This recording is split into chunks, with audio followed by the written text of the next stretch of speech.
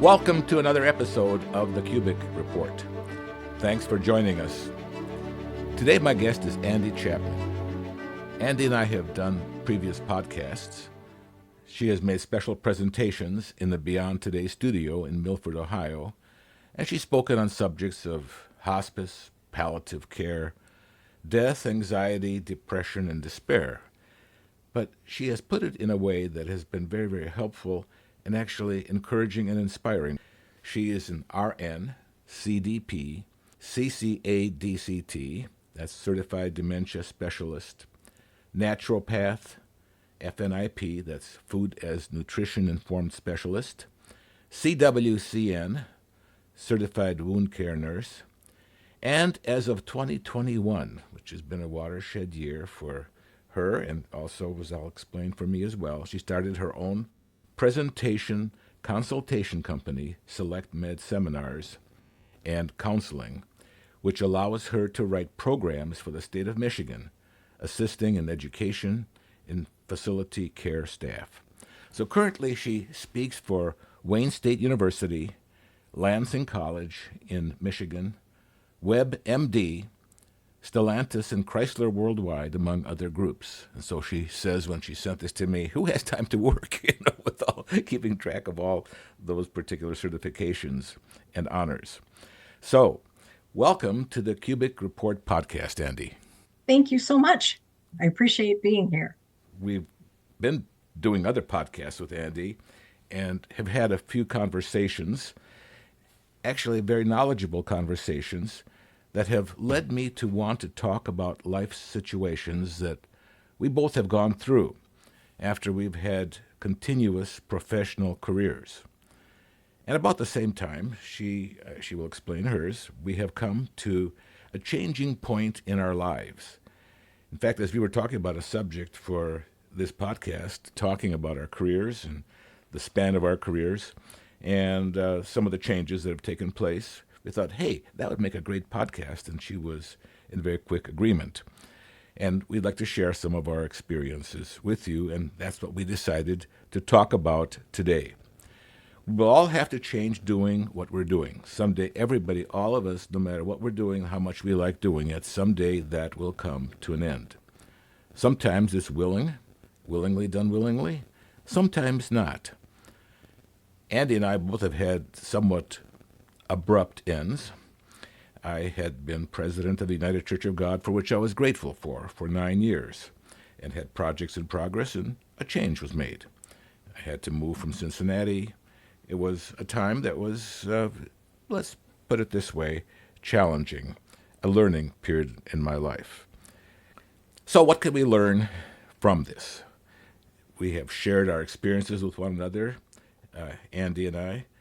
And first of all, I'd like to have Andi talk about herself a little bit. Andi, tell us about your background in education, please. Well, it actually started quite accidentally.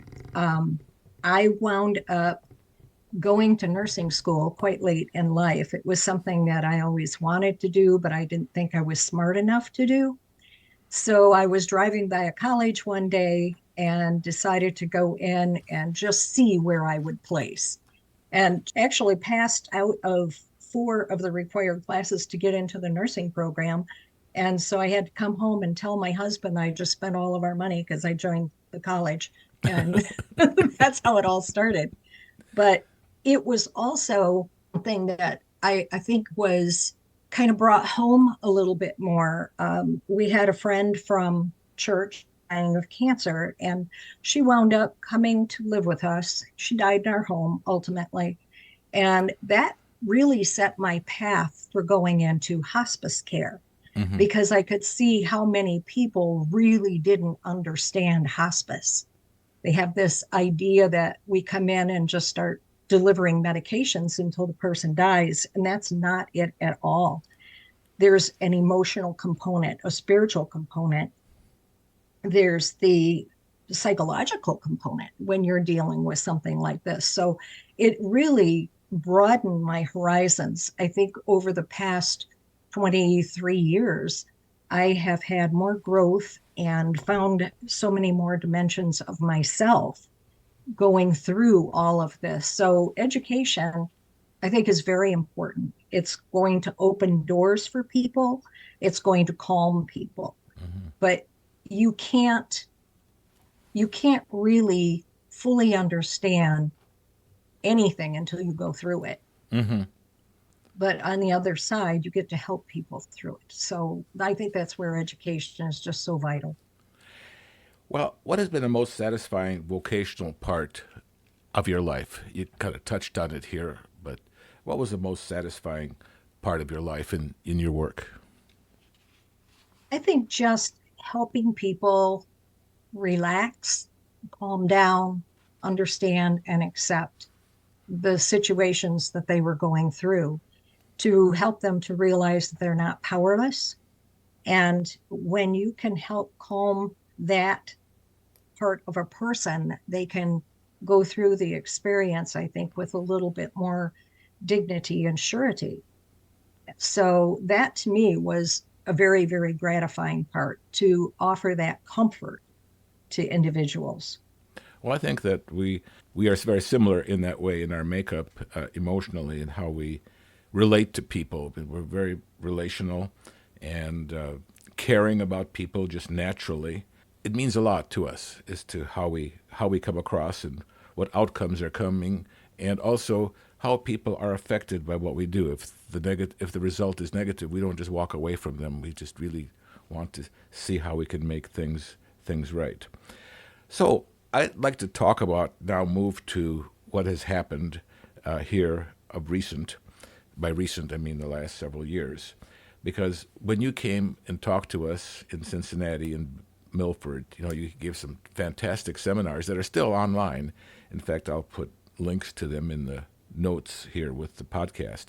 But things have changed since that time.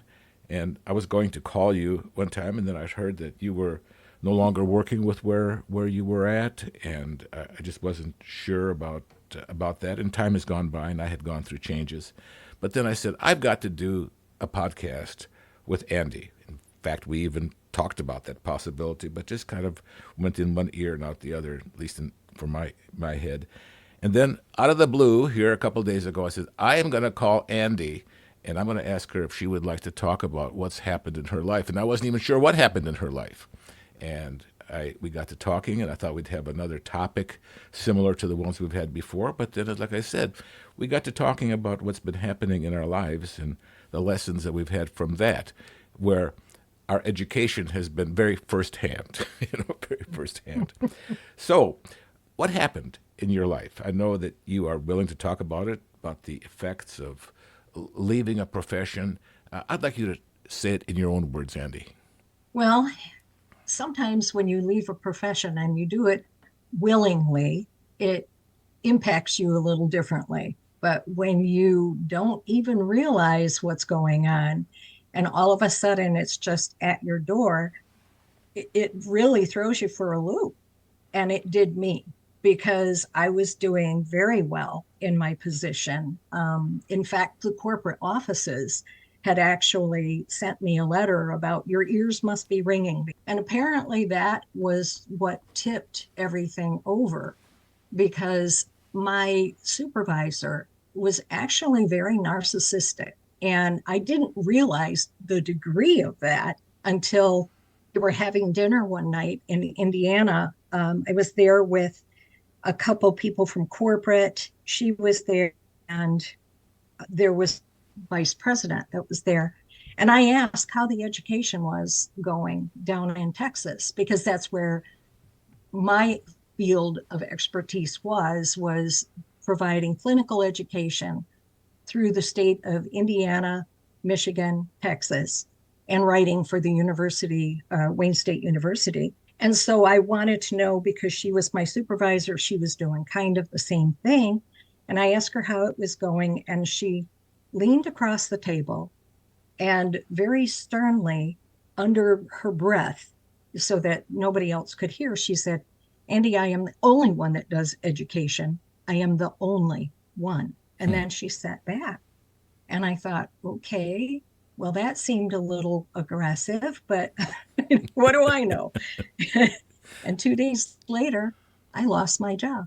Uh-huh. They called and she had made up some fanciful tales, and I didn't argue with her. And I think that that's one of the big things, is that when she would confront me with something that she thought I was doing, I could very quickly and honestly say, well, you're mistaken on this, because here I have evidence of blah, blah, blah. And that was something that was driving her crazy, because she was trying to get me into a fight and it just wasn't happening. And finally, she just gave up and they said, we just eliminated your position. Just like that. Just like that. Just like that. And then, ironically, 2 days later in the mail, I get a letter that they said I was eligible to apply for any position in any of their offices at any time. And I thought, really? So, yeah, like I'll go back there. Only going to be a smart aleck and apply for her job, but that might have been. But you understand though the disappointment. Actually, there's anger. You got to be honest and say that there's a little bit of anger over this thing because it was so unjust. But you also know that if you really have faith that God is going to work things out, that even if it's a negative situation, you're going to be able to be okay. So I keep thinking about Daniel 3:17 and 18. And it says, but if not, those are the three greatest words that give me comfort and also courage to go forward. But if not, so if one thing doesn't work, you try something else. Mm-hmm. And it's through that situation that was meant to really bring me down that it actually lifted me up. Through losing my job, I found myself and I found my voice. So I am not angry. I'm not upset. I have learned that you have to prepare for the unexpected, though. And if you're planning on retiring, you can prepare a little bit better. But when it's forced on you, there's so many things that go through your mind. You just don't know what to do first. Well, one thing, Andy, is that there are people who prepare for retirement and they can't wait to get to age whatever, 65, 60. Some have mandatory retirements at 55, whatever, and they look forward to it and they think, boy, you're probably just happy. And I got all these, when I retired, I got all these congratulations on retirement. And that's the last thing I felt. I mean, congratulations. I mean, I've been a very active person. I still am, to this very day.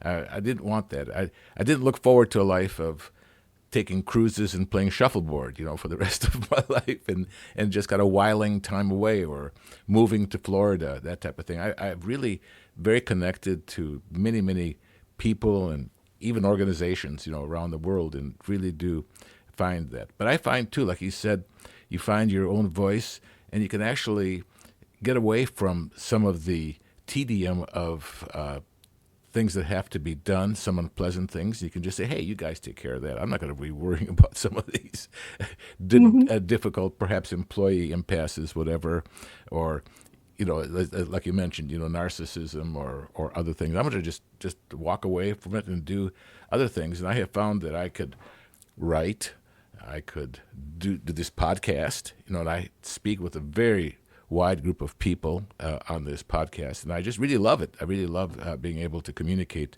in this way, and even trying to find ways to develop it further as a means of communicating either your individual message or a organization's message through this medium. I've been studying podcasts online.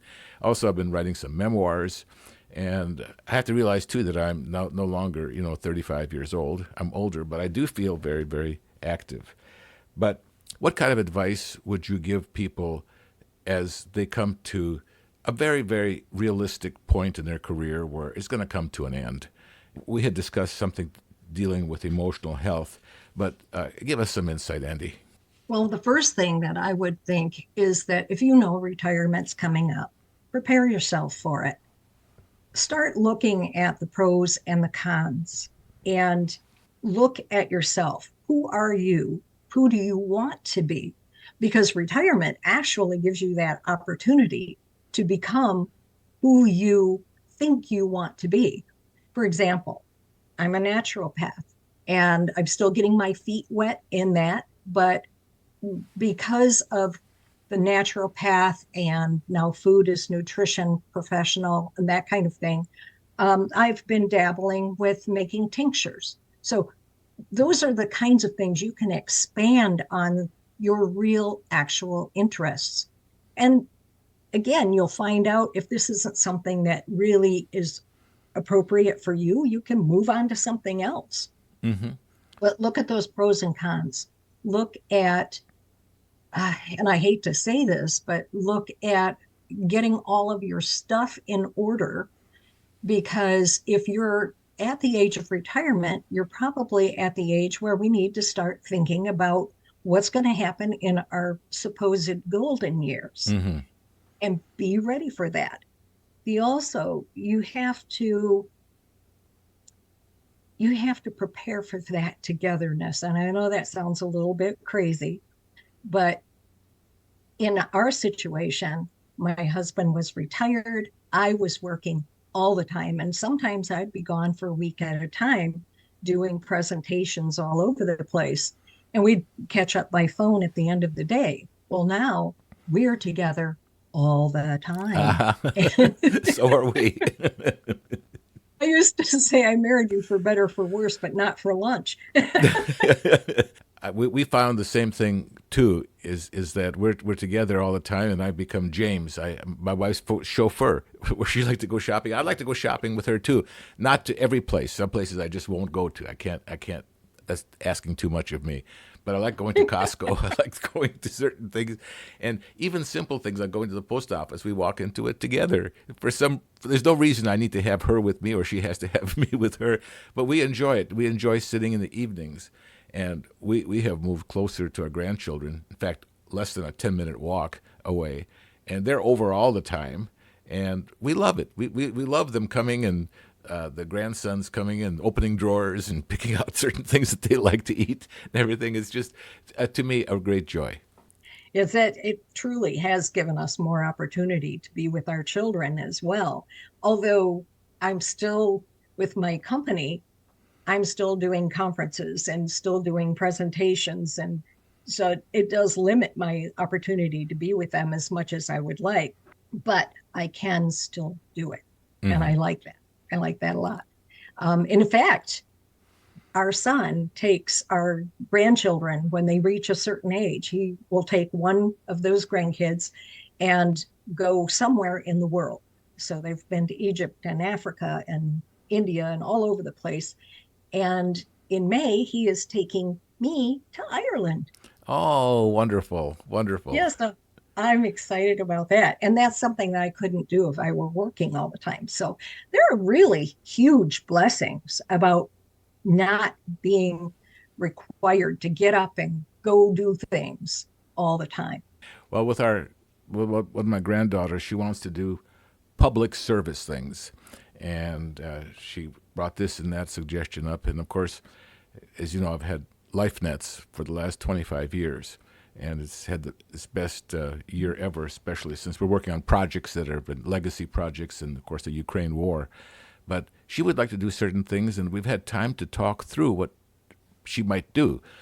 My son handles our wheelchair program for LifeNets. It's an ingenious matching service, which was started as an Eagle Scout project 25 years ago, and now has been something that we've been written about in USA Today and Real Simple magazine. But it's a unique way in which we match wheelchairs, and I've gotten her involved in this. And I probably wouldn't have been if I'd been so busy doing other things to take the time to sit down and discuss some of the details of this. Mm-hmm. Yeah, I fully understand that, because the new things that have opened up is like the international speaking, the conference speaking, and that kind of thing. So what was meant to shut me up is actually giving me a louder voice. And one thing, too, is that if you have a record of service, is that at first the change was very, very abrupt, and I found myself not on mailing lists. In fact, would you believe, I was off the ministerial mailing list for almost 8 months. Didn't wow. really realize I was getting just normal memos that ministers were getting. until it was realized that, oh, we made a mistake. I was just taken off there. My wife somehow happened to catch a memo from somebody else about something going on, and said, "Well, you certainly heard about this, or need to respond to this." I said, "No, I don't know what you're talking about." But things got quiet for a while, and then I was kind of just wondering. You kind of go through the feelings that you had. It's no secret that a person has feelings. They don't just kind of sit there like a potato. I don't know, potatoes may have feelings too, but anyway.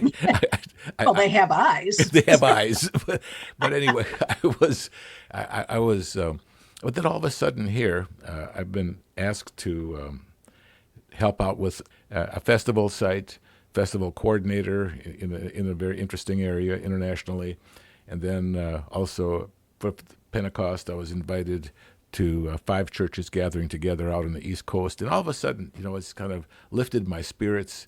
And I have people calling me a lot, too, asking for advice and asking for this and that. And, of course, with LifeNets, I do all the communications. I do all the newsletters, the letters, the communications, and that kind of thing. So I find myself becoming very, very satisfied with what I'm doing, and satisfied not because I'm doing it, but because there are outcomes.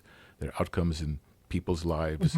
And so we're working with that and also sharing it with our grandkids. And my wife and I work very closely in that. We're a real duo, in that she does the business part of it and I do the heart stuff. Yeah, there you go. Well, you and I think, are not too different than probably billions of other people. We're kind of selfish by nature. And we do things that really, while we're doing it for other people, it has to feel good too. So, and I think that that's the beautiful part about service, is that everybody wins. You get to help them. It helps you feel better about yourself. And some of that can actually take away from the negative feelings that you might have had about yourself. Like, why did this happen to me? I didn't do anything wrong.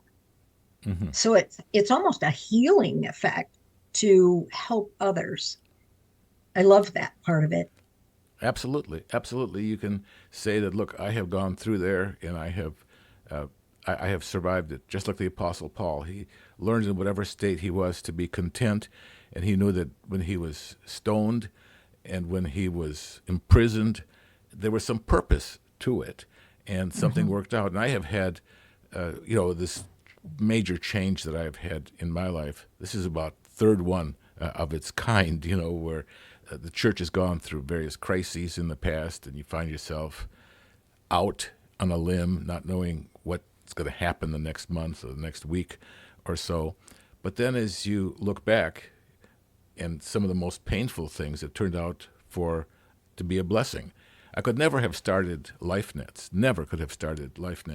which I think that God has knew that I would, kind of open the doors for it.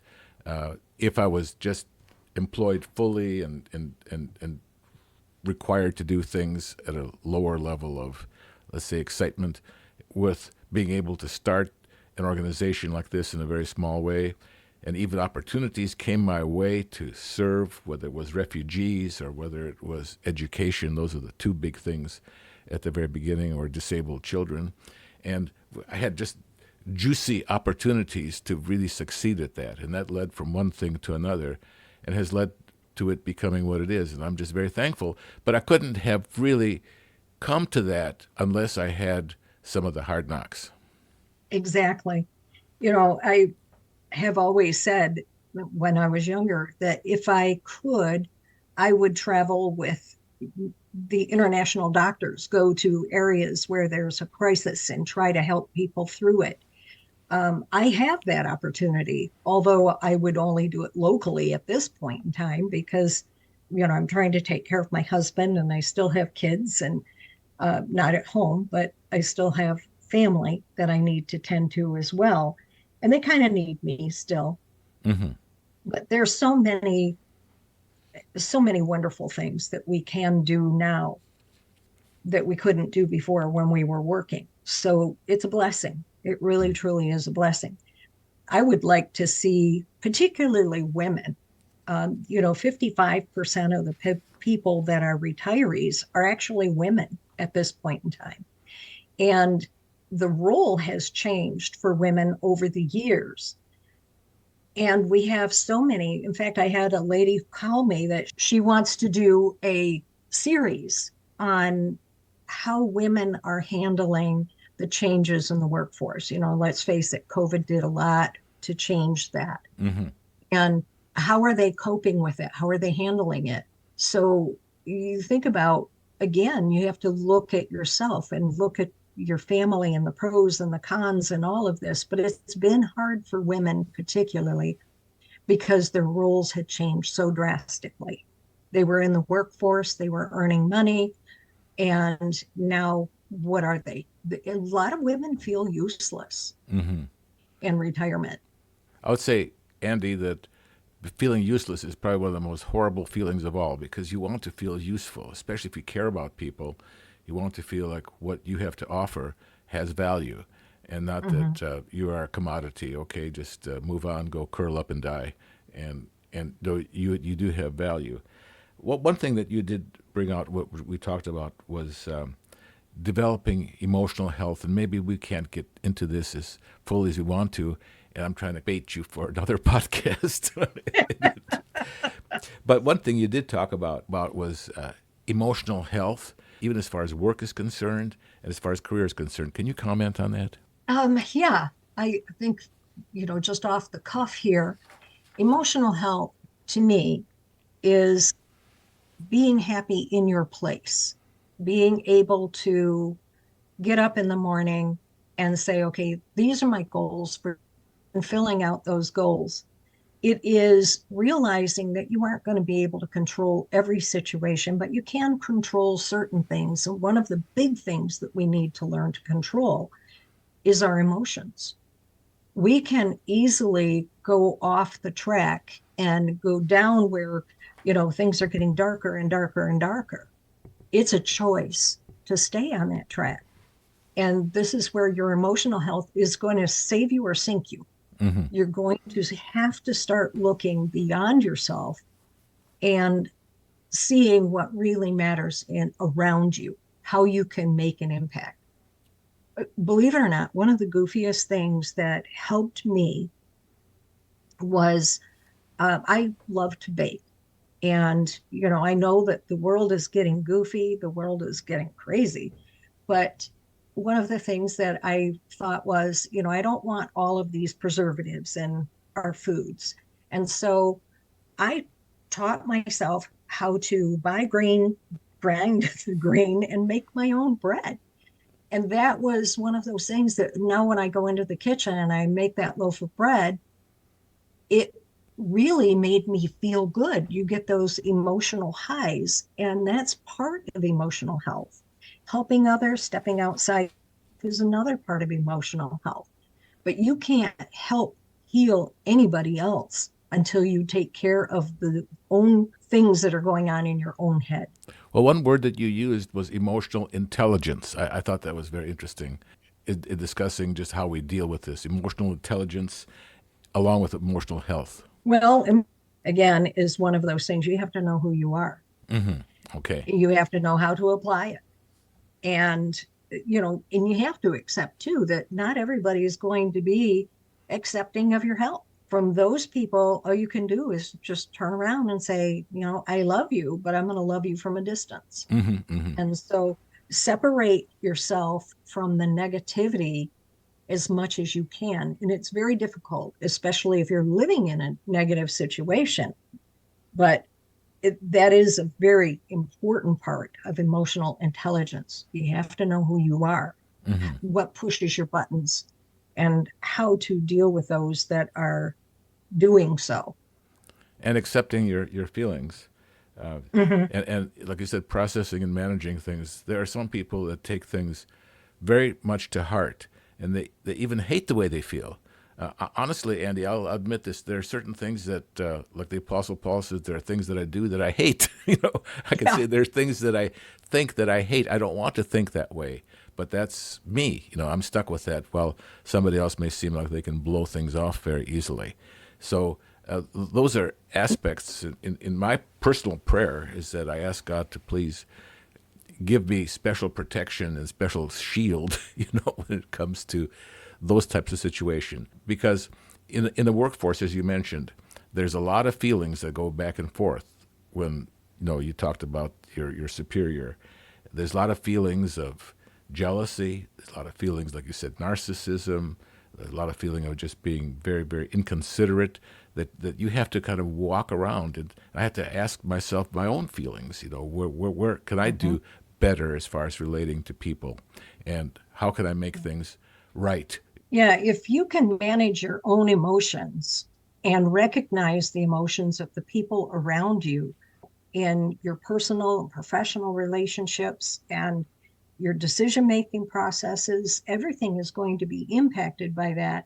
But you have to know yourself first. Mm-hmm. And that sounds very, very egotistical to think of yourself first. Mm-hmm. But you almost have to in order to develop that empathetic responses to people, to be self-aware when you're having stress and when to back away from things. And then you're also going to find out what motivates you. Mm-hmm. So negatives always lead positives, but you got to look for the positives because the negatives are so easy to find.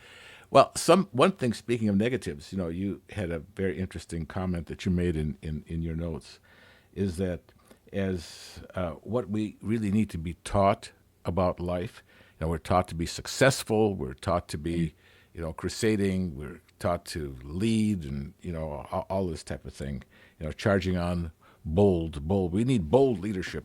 I've heard that expression. But what about learning how to cope with difficulty? Like you said, we have not been taught how to be hungry or how to be poor, or if you're treated unfairly at work, which happens. You're treated unfairly. There's no matter what you do, and you get gaslighted. It seems like, when you try to explain yourself, gaslighting, which is the number one word after COVID. There's always a word of the year that's used a lot. And a couple of years ago, it was gaslighting, where no matter what you say, no matter how you do, you're being manipulated by a personality to where you're the bad guy, even though you just asked the question. So I feel like one thing that should be taught in life, even in professional courses, the Covey style, how to deal with disappointment, how to deal with setbacks, how to deal with reversals, and how to push through them. Wouldn't you say that? Well, I think that is incredible. And that is a topic that went on for a great deal of time. And based on my own experience, I was raised in an abusive home. It was physically and emotionally abusive. Through that, though, I looked around, I could see on the TV set, and I'd say, wait a minute, these people don't live the way I do. I want to live that way. The father's knows best way. And my home isn't like that. So sometimes you have to be able to look at everything else around you. You're going to pick and choose, and it comes with choice. That's the first thing. But you have to empower, and I think this is where it goes back to parenting, especially where fathers are concerned. I know for so long we have dismissed the role of the father and the importance of a father in the family. I had 4 dads. That was thrilling, but none of them were very helpful. But Wow. but you look at the father's role and the importance. I look in our family, my children. If anything happened to my husband, our kids would be devastated. But the things that he taught them growing up, and this is where I go back into parenting and how important it is, we have to teach our children how to deal with negativity, the bullies of the world. The world isn't fair, and not everybody's going to get a trophy. But our children are so fragile emotionally now that we're seeing a rise in them of narcissism, and they're devastated when things just don't work out. The Barbie movie is a great example. The girl who played the part of Barbie was not nominated for an award, and she pitched a fit. She was not willing to accept the fact that, okay, other people did better than I. But this is where we need to help our children learn that Mm-hmm. life is not fair, but life is fair. Mm-hmm. It's what you put into it. We have to teach them. We have to hold their hands and help them through that. I feel that's so So it important. starts at home. Even our kids, who may lose a job or whatever. It's a fine line of not just totally sympathizing and saying, "Oh, you poor thing," which of course is important to say, but Oh, perhaps indeed. what what can we learn from this? How do we go to round two? What factors could have been changed? What should you have said or not said? Andy, as we kind of wind down, we have appreciated knowing you, a group of us, that have worked with you for the last 10 years and other people who have worked longer. And we always knew your trademark when you gave your presentations. You took your shoes off. That was Hey, they're off now. okay. Whenever she does presentations, she has her shoes off because she said that she thinks better. So anyway, actually, I'm in my socks too here. So anyway, this has just been wonderful talking to you. Any last words that you can kind of cover here right now? Well, ask yourself, do you want to survive or do you want to thrive? Because if you want to thrive, it goes back to looking at yourself. You have to accept your feelings, process and manage those feelings, realize that they're unique to you, and don't judge everybody by what you feel or how you think. You have to know what you think and how you feel, but you also have to manage those things as well. And it isn't just possible, it's preferable to do that in life. You're going to be much happier. Hmm. Even if people walk away from you, do the right thing because you'll be happier. Hmm. Well, that's very, very, very wonderful words to end this on. In our work in the ministry, and I have been in the ministry for 53 years, and I've seen just You're not about. even that old. I really don't feel that old. I started in 1969. It was a few years before I was ordained, but I started as a ministerial trainee. And honestly, I think I've seen just about everything. And I've held pretty much every big office in the church. I've been operation manager, I've been festival coordinator, I've been, you name it, president, and all. And, I have seen all kinds of behavior that I have liked and not liked. I've seen myself of things I have liked and not like. And I certainly hope in the whole scope of things that lessons are learned, and even lessons are learned corporately in our church, that we can say this type of behavior is unacceptable or this type of behavior needs to be changed. So it's good to be able to have these types of talks where we discuss possibilities and also leave room open, leave the door open for forgiveness, for change, for people coming around, and hope that people around us learn, the bullies and that type of thing, and not that we want to get back at them or to retaliate, but hopefully that they can learn in the whole process and become whole themselves. Yes. And I think you just hit on the key word throughout this important presentation, I believe, and that is forgiveness. Because if you're going to hold that grudge, hold on to that, you're not forgiving them. It's going to be that seed of darkness within you. So you can forgive others and move on, and you'll be so much better off. And I think that we need lessons in that, unfortunately. Absolutely, I think we do. I mean, I have been in parts of groups and committees that have tried to work with different parts of the world that had less than satisfactory experiences working with management. And some of the things that even when the United Church of God started, there were grudges that went back decades, where lack of trust and people acted reactionary, that we don't want you, we don't want the U.S. to tell us what to do. We don't want this. And in some ways, Mm-hmm. it was something that happened from the U.S., but in another way, things have changed, and people learn to trust one another. But that's another subject altogether, and I hope that we can cover that. So, Andy, it's just been absolutely great being able to talk to you. It's just been wonderful. Well, I appreciate it so much. And thank you. I'm so glad that you reached out. Well, I was afraid to even reach out because I know that you have all these letters after your name, and I just didn't know if you had time for VK. So, Back before it was fashionable, I used to laugh and, but it really is. I think it's part of my identity. I found my identity, and that is just helping others if I can. So it's been a blessing.